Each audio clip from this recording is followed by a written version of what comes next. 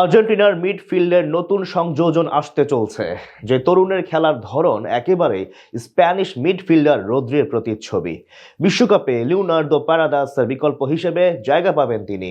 বিশ্ব চ্যাম্পিয়নদের 2026 বিশ্বকাপের মহাপরিক্রমাশালী মধ্য মাঠে যদি বিস্ময় জায়গা নিয়ে এই তরুণকে দেখা যায়, তাহলে স্ক্যালোনির দলের শক্তি বেড়ে যাবে কয়েক গুণ। ইউরোপে রাজ করা কে এই তরুণ যে দেখাচ্ছে বড় স্বপ্ন, তা নিয়ে বাকিটা জানাচ্ছেন শ্রাবণ অনিক। আধুনিক ফুটবলের বিশ্বকাপে মধ্যমাঠ বেশ গুরুত্বপূর্ণ অংশ। টুর্নামেন্টে ট্রফি জেতাতে ফরওয়ার্ডের চেয়ে বেশি ভূমিকা রাখে midfield. Italy, Spain, Germany, France কিংবা সর্বশেষ আর্জেন্টিনা সবাই শিরোপা জিতেছে মধ্যমাঠের কল্যাণে। সেই ব্যাখ্যাটা নতুন করে দেবার প্রয়োজন বোধ করি নেই। আর সামনে যখন আরো একটা বিশ্বকাপ দরজায় করা নাড়ছে, ঠিক তখন বর্তমান বিশ্ব চ্যাম্পিয়ন আর্জেন্টিনার মিডফিল্ড দেখাচ্ছে আরো একটা বড় স্বপ্ন। স্ক্যালোনির দলের মিডফিল্ড লাইন আপে সবই আছে। অ্যালেক্সিস ম্যাক অ্যালিস্টার, এনজো ফার্নান্দেজের মতো বিশ্ব জয় করা ফুটবলার যারা কিনা আছেন বর্তমান সময়েও ফর্মের তুঙ্গে। অপরদিকে নিকো প্যাজ, আলমাডা, জিওরিয়েল সিমনের মতো তরুণ অ্যাটাকিং মিডফিল্ডার আছে স্ক্যালোনির হাতে।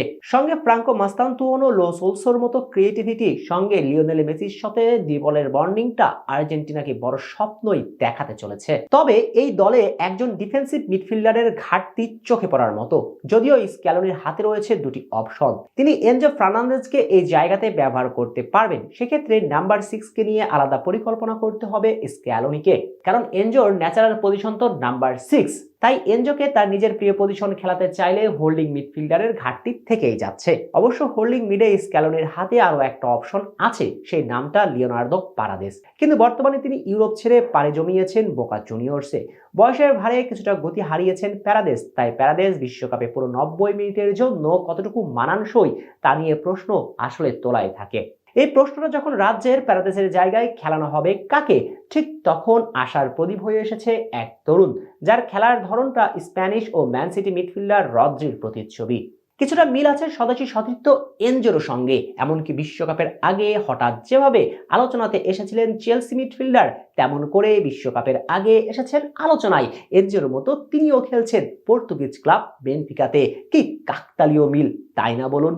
কাকতালীয় মিল মিলে যাবার গল্প এখানেই শেষ নয়, বরং ব্লুজ মিডফিল্ডারের মতো তার নামটাও এনজো। শুধু পার্থক্য, এনজো ফার্নান্দেজের পরিবর্তে তার নাম এনজো ভ্যালেন্সিয়া। নামের মতো খেলার মাঠে হয়ে উঠেছেন নিজ স্বদেশী এবং স্প্যানিশ গ্রেট রদ্রির মতো দুর্দান্ত। সর্বশেষ চ্যাম্পিয়ন্স লিগে ডিয়াগো মারাদোনার সাবেক ক্লাব নাপোলির বিপক্ষে কি ঝলক তাই না দেখিয়েছেন।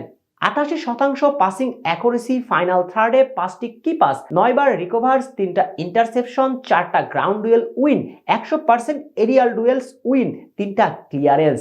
ম্যাচ রেটিং 8.2, যেখানে তিনি গোল বা অ্যাসিস্ট কিছুই করেননি। এনজো অ্যালিস্টারের সাথে থ্রো দেখার অপেক্ষায় আছে সম্ভবত স্ক্যালোনি এবং আর্জেন্টিনা। শেখ শ্রাবণ অনেক, সিটি নিউজ।